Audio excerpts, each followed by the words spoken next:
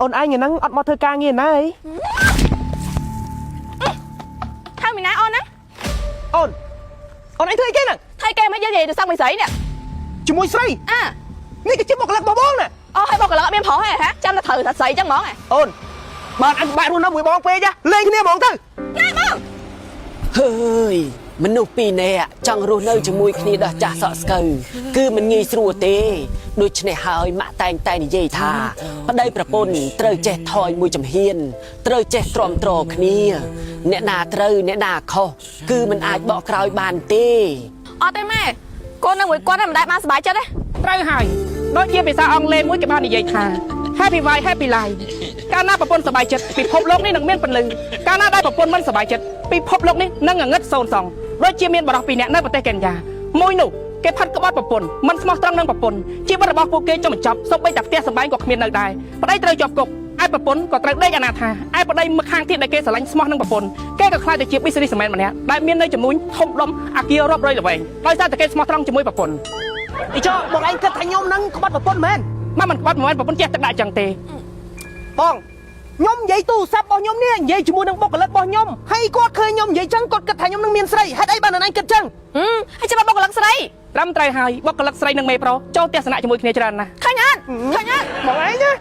ប្រយ័ត្ន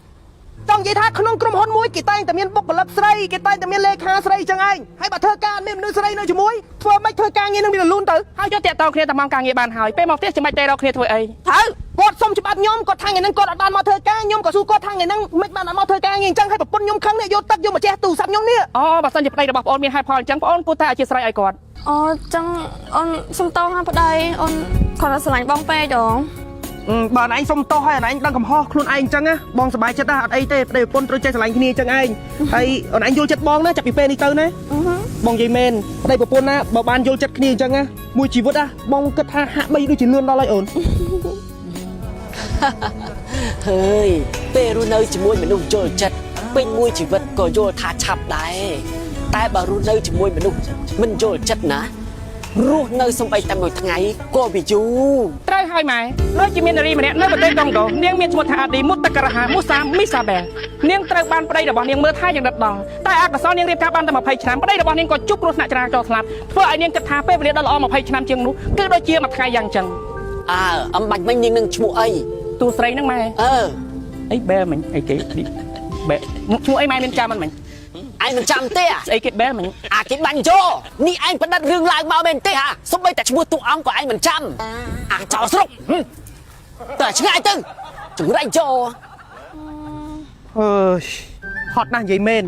មែនតាហើយបងទូរស័ព្ទបងអត់មកយាយអូនជះទឹកត្រូវមកញ៉ោខូចអត់ណាអូអត់មានអីត្រូវខូចទេអូនទូរស័ព្ទរបស់បងនេះគឺបងរើសត្រូវគឺប្រើស្រួលតែម្ដងអូមែននិយាយទៅគឺវាមានប្រព័ន្ធការពារជំរាបទឹកនិយាយទៅយើងចូលទឹកមិនក៏វាអត់មានបញ្ហាដែរអូល្អមែនវាការពារធូលីវាការពារទឹកនិយាយទៅឯងចេះចង់ចេះមិនចង់យកតម្លាក់ចូលក្នុងទឹកមិនក៏អត់មានបញ្ហាដែរទូរស័ព្ទដែលបងប្រើនេះបងជ្រើសរើសយកទូរស័ព្ទ Honor X7E អូននិយាយទៅរូបរាងវាគឺថាស្អាតពណ៌ស្អាតហើយនិយាយទៅស្ដើងស៊ីវិល័យណាពេលបងកាន់ទៅសង្ហាអត់សង្ហាចាំមិនអូនប្រចាំហ្នឹងហើយមួយទៀតអញដឹងមិនទេពេលដែលបងយកទៅប្រើការងារនៅក្នុងក្រុមហ៊ុនណាបងខ្ជិលបញ្ចូលថ្មណាហើយអញដឹងថាមិនអត់ទូរស័ព្ទនេះដែលបងជ្រើសរើសនេះគឺដោយសារតែទូរស័ព្ទនេះវាមានថ្មធំរហូតដល់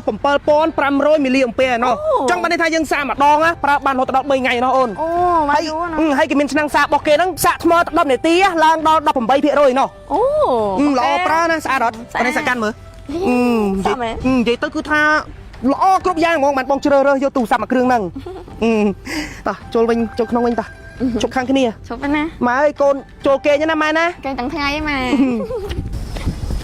ទូរស័ព្ទ Honor X7E នេះគឺជាទូរស័ព្ទដែលមានការ design រូបរាងស្ដើងស្រាលស្អាតស៊ីវិល័យនិងងាយស្រួលចាប់កាន់ក្នុងដៃទៀតផងបងប្អូនហើយអ្វីដែលពិសេសនោះគឺថាមាន3ពណ៌សម្រាប់ឲ្យបងប្អូនជ្រើសរើសគឺមានដូចជាពណ៌ទឹកក្រូចពណ៌ខៀវហើយនិងពណ៌ខ្មៅហើយអ្វីដែលពិសេសនោះគឺថាកម្រិតភាពធន់របស់វាគឺ SGS ណាបងប្អូន Honor X7E នេះគឺថាធានានៅការប្រើប្រាស់ដ៏អស្ចារ្យមួយជាមួយនឹងបច្ចេកវិទ្យាការពារទឹកនិងធូលី IP64 ទៀតផងនិយាយទៅបើសិនជាបងប្អូនជិះម៉ូតូត្រូវភ្លៀងបងប្អូនទៅលេងទឹកលេងអីធ្លាក់ចូលទឹកអីគឺថាអត់មានបញ្ហាអីទេអត់មានភ័យខ្លាចចូលទឹកឬមួយក៏ចូលធូលីអីទេគឺថានៅស្អាតតែម្ដងបង